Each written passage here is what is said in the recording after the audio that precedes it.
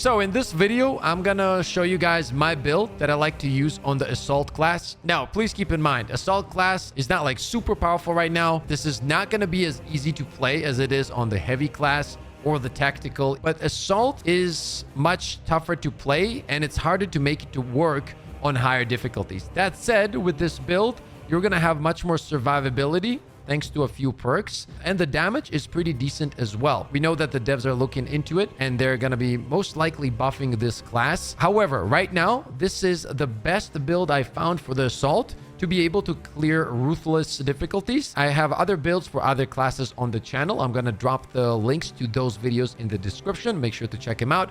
I'm also very, very close to 50,000 subscribers. So if you haven't yet, make sure to drop a like on the video and sub to the channel. I got tons of more content, both for Helldivers 2 and Space Marines 2 on the way. So any kind of support would be very appreciated. Okay, let's get into it. The first perk we're going to be using is Armor Reinforcement.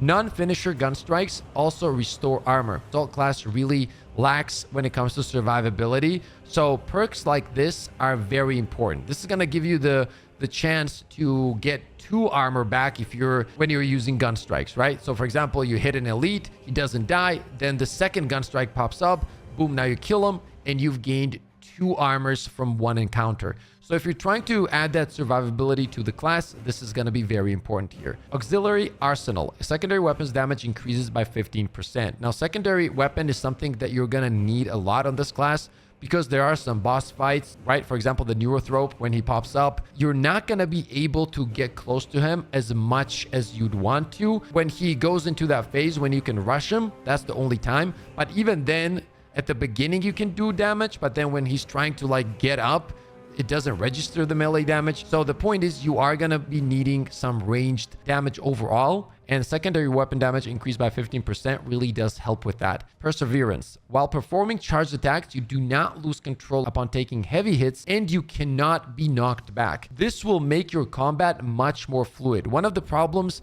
that the class has in general is that if you're doing a charge up attack, you most of the time get knocked back, which can be very frustrating. I think that one of the things they need to do for sure is that you need some kind of invulnerability in terms of like being knocked back, pretty much as a passive skill, I would say, on this class. And on top of that, maybe take less damage, because the thing is, the charge attacks take so long and the damage you can take, especially from ranged enemies, is so high that you can die very fast. So this really does help with that fluidity of the class. Next one, Proven Efficiency. This is one of the best team perks in the game, especially for the Assault as well, because all squad members deal 50% more gun strike damage. So you are going to be using this a lot. And keep in mind, we're also using the Armor Reinforcement. So both of these in combination are very, very good. Hammer of Wrath. After a ground pound, you do not lose control upon taking heavy hits, and you cannot be knocked back for 10 seconds. Once again, I'm trying to get as less knockback as possible, because like if I'm going against an elite and I'm using the ground pound, right? And any of my skills, actually, if they're charged, non-chargeable, whatever it is, if I'm able to get as little knockback as possible from these perks, I'm going for them, because that will add the survivability, because I don't have to redo those animations in order to make those elites executable. So that's something to keep in mind, because every time you can execute, you also get back your armor. Zealous Blow. A ground pound kill restores jump packs charge by 10%. Now, this is very important, because having the ability to go from one horde to another immediately gives you the ability to stay alive longer. If you are in the air, that definitely makes it easier to survive. And this perk right here, if you fly in, destroy a bunch of little ads, you pretty much get your skill back immediately, right? The jump pack gets recharged very, very fast. And that helps you to move to the second horde and then the third horde. And you're just moving around, should I say flying around, which means that you're not going to be taking as much damage in the process. Now, granted, if there's a lot of ranged enemies, there's not much you can do with that. However, having your jump pack up a lot does mean that you can target those ranged enemies that are pretty far from you as fast as possible. So in the long run, you're taking less damage, right? So for example, if you're fighting an elite and you see that you're taking damage from mid-range or even far range, if you do have your jump pack, that means you're going to get to them really fast. Smash them, you get your ability charge back, and now you take less damage because they're dead. So this is a very important perk. Next one is Diligence. A fully prepared ground pound deals 20% more damage, but preparation time increases by 25%. Now let's take a look at some of the other ones and I'll explain why I'm running this one. Pride and Duty. After a finisher, ground pound deals 25% more damage for 10 seconds. And then the third one is after a perfectly timed dodge using a jump pack dash, you deal 25% more damage for 5 seconds. I feel like the dash mechanic in general on the class needs a rework. I don't think that it should be tied to the jump pack in my opinion. Maybe if you make the dash and like a normal dodge on the class, that could work. And in that case, the build would feel much more interesting and the synergy would definitely be there. But currently, I don't think it's worth picking up this perk. That's just my opinion. Let me know what you guys think about this in the comment section below, by the way. And the reason I pick up Diligence is because, as mentioned, I try to stay in the air as much as possible. That adds a lot of survivability. So if I am staying up there as much as possible and at the same time, I'm dealing 20% more damage, I'm going to take that. The signature perk is Jump Pack Leap deals damage to all enemies in the takeoff area. Now, this isn't something that I'm crazy about, but I feel like out of the other options, it is the better one. So for example, the other perk we have is also tied to the perfect dodge using the jump pack. As mentioned, this is not something I'm a big fan of right now. And then the final one, any use of jump pack reloads the equipped ranged weapon. Now, I'm gonna be honest, like the secondary weapon reload speed is so fast anyway, you're not gonna be needing this most of the time. So it leaves us with the last option, Ascension. For the secondary weapon, we're going to be using the normal bolt pistol. This is the version that I used for more ammo. Once again, you are going to need a lot of ammo if you're going against mini bosses, elites that are far away. Perk tree, you can just copy this one. We're going into more ammo reserves and headshot damage. My main weapon is going to be the Thunder Hammer.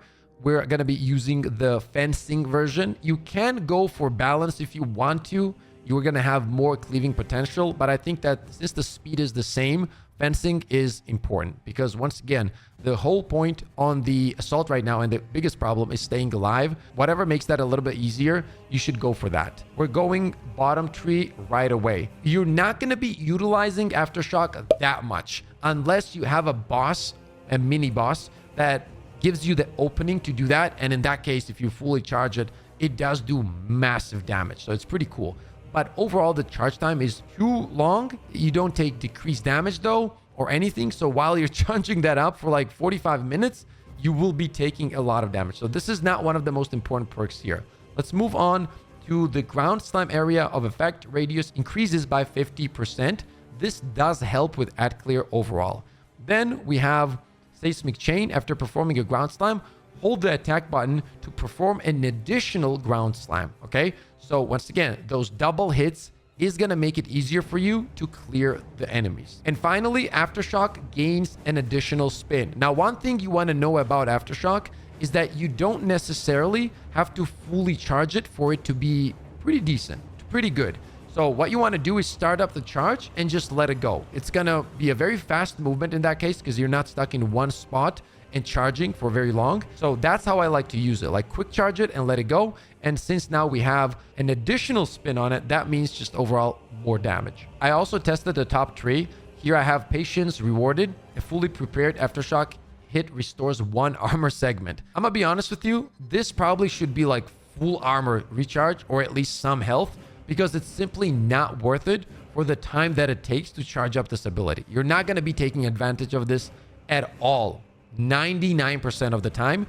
So I don't think that the top tree is worth it. So yeah, guys, this is the overall best setup I found for the assault for it to kind of work on Ruthless difficulty. One more thing I want to mention is that if you're trying to get back your armor, one of the easiest ways to do that on this class, once you're sprinting, start up your attack and it will jump forward with your hammer and it will tag any of the small enemies and right away you can use a gun strike on those enemies. So you can kind of spam that on the small Tyranids from time to time to get your armor back fully. That's the easiest way to get your armor back here. Parrying on this class, dodging on this class is your friend.